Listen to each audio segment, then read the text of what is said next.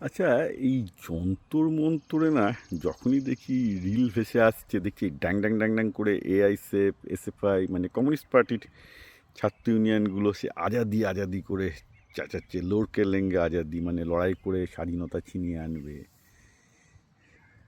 হুকাত সে আদাজি এই করে করবে। একদম লাগছে ছেলেগুলো বসে পাচ্ছি যারা ইংলিশ মিডিয়ামে পড়া প্রাইভেট ইউনিভার্সিটিতে পড়া নাদুস নুদুস প্রিভিলেজ ঘরের ছেলে মেয়ে বলে তাদের ভুক আছে, তাদের নাকি খিদে থেকে আজাদি চাই। তারা কবে যে মানে খিদে পেয়েছিল তার বাবা মা খাওয়ায়নি আমি জানি না।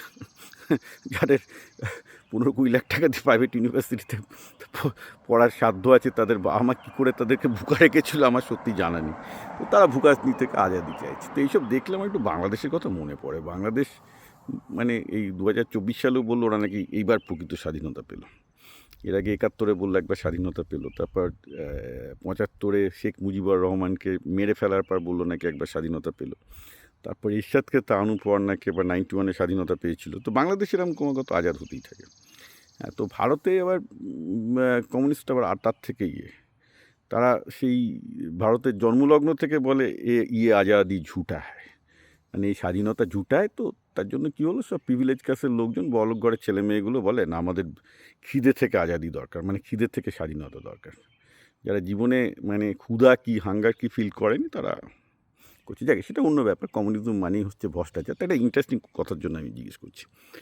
আগে কী হতো, আমার বক্তব্য হচ্ছে যে এরা যে পলিটিক্যাল সিস্টেমে বিশ্বাস করে, ধরুন পৃথিবীতে তো আর নেই, কারণ সত্যি কথা বলতে কি কিউবাতে লোকজন সবচেয়ে বেশি ক্ষুধিত আছে, মানে অ্যাকচুয়ালি যেখানে কমিউনিজম চলছে।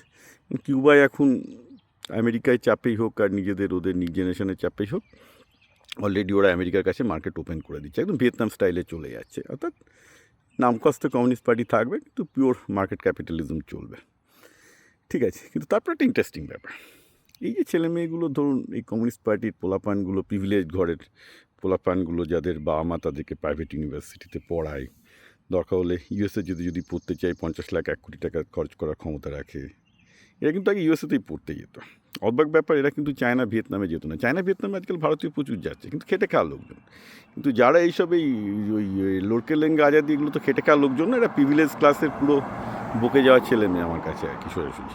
কারণ লাইফে কোনো কাজ করার কোনো ক্ষমতা নেই, তো বসে বসে এখন একটা এক্সিস্টেন্সিয়াল ক্রাইসিসে ভুগছে, বাঙ্গা বাজাচ্ছে, বাজাক, আমার কোনো আপত্তি নেই। এসব বললে আবার লোকজন আমার প্রতি রেগে যাবে, বাট ভাই প্র্যাকটিক্যালি যেটা সত্যি সেটা আমি বলবো। তো আগে এইসব ছেলেমেয়েগুলো কী করতো, ইউএসএতে আসতো, এসে তারপর ক্যাপিটালিস্ট হয়ে যেত। হ্যাঁ, ইউএসএতে আসতো, একটা ডিগ্রি পেতো, একটা ভালো চাকরি পেতো, চাকরি পেলে একটা ভালো বউ পেতো, তারপর বউয়ের চাপে ক্যাপিটালিস্ট হতো, মানে হতে বাধ্য হতো। তারপর ফেসবুকে একটু তাদের বিপ্লবটা বজায় রাখতো আর কি। প্রচুর বাঙালি আছে এইসব করে আর কি, মানে এই ভার্জিনিয়াতে আমাদের ভর্তি আর কি। আগে নক্সালাইট ছিল, হার্ডকোর কমিউনিস্ট ছিল, এখন সব ক্যাপিটালিস্ট হয়ে গেছে, কিন্তু ফেসবুকে বিপ্লব জারি রাখে মাঝে মাঝে আর কি। হ্যাঁ, বামপন্থী রক্ত ঠান্ডা হয়ে গেছে বইয়ের জন্য, তো এখন একটু একটু করে রয়ে গেছে আর কি। প্রচুর দেখে আসছি মশাই, ঠিক আছে, মানে আমি এদের গালাগালকে খোড়া পোড়া করি না, আমি জানি এদের ভাগ্যে কী লেখা আছে।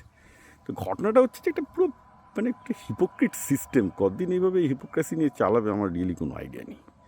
মানে পুরো আপনি যদি বামপন্থীদেরটা দেখেন, দেখুন দক্ষিণপন্থীরা ভালো খারাপ হোক, অ্যাটলিস্ট ওরা দক্ষিণপন্থী, পরিষ্কার বোঝা যায়। দক্ষিণপন্থী মোটামুটি একটা সারা জীবন দক্ষিণপন্থী থাকে, দু একজন বামপন্থী হয় আবার। কিন্তু বামপন্থীদের আমার ধারণা মোর দ্যান 50% বা 60% পরে ভুল বুঝতে পেরে তারা সাইড চেঞ্জ করে ফেলে আর কি। আগে আরও বেশি করতে আমেরিকায় আসার জন্য, এখন তো আমেরিকাও এদের পথ বন্ধ করে দিচ্ছে।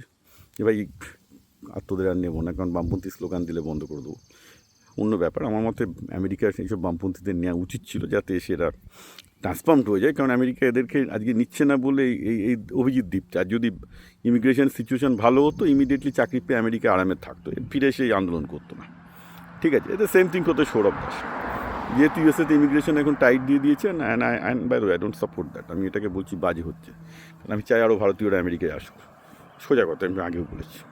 তো কী করবে এখন, আগে আমেরিকা এইসব ভারতের এইসব আন্দোলনকারীদের নিয়ে তাদেরকে চাকরি বাকরি দিয়ে তাদেরকে ক্যাপিটালিস্ট বানিয়ে দিত, প্রচুর বানিয়েছে মশাই, বলছি তো নকশালদেরও বানিয়েছে। এখন অভিজিৎ দীপ্তে টিপ্তেরকে ফিরে গিয়ে এখন এরা দেশে গিয়ে হিরো হবে।